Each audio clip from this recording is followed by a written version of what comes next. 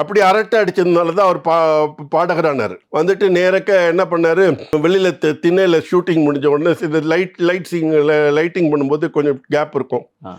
அப்போ வந்து இந்த விஷ்ணு விஜயத்தில் ஒரு பாட்டு ஒன்று இருக்கும். புஷ்பத லங்களால் லக்னத்தை மறைக்கும் சொப்ன சுந்தரின்னு ஒரு பாட்டு. தேவராஜ் மியூசிக் தான் மியூசிக். அதை வந்து பாடிக்கிட்டே இருப்பார். அதை இவர் பாடும்போது பின்னாடியிலேருந்து எங்கள் அப்பா உட்காந்து நின்று கேட்டுருந்தார். அது ஃபுல்லாக பாடின உடனே எந்த படத்தில் பாட்டுன்ன உடனே இந்த மாதிரி விஷ்ணு விஜயத்தில் பாடினேன்னு. சரி நீ இந்த படத்தில் எனக்கு பாடி கொடு பாடுறேன்னு சொல்லிட்டு அவர் வந்து சொல்லிட்டாரு. அந்த தேவராஜ் மாஸ்டரில் அவர் வெறும் ஒரு ஆர்த்தடாக்ஸ் மியூசிக் கம்போசர். அவருக்கு வந்து யாரும் புது இதெல்லாம் வர்றது பிடிக்காது. அவர்கிட்ட போய் இவங்க அப்பா வந்து இதே டியூன் புஷ்பதலங்கள் டியூன் வேணும் எனக்கு, அது நான் கமலஹாசன் வச்சு பாடுறேன்னு. அவர் முடியவே முடியாது, நான் வந்து ஒரு படத்தில் போடுற டியூனை இன்னொரு படத்தில் போட மாட்டேன் அப்படின்னு சொல்லிட்டு வேறு டியூனை போட்டார்.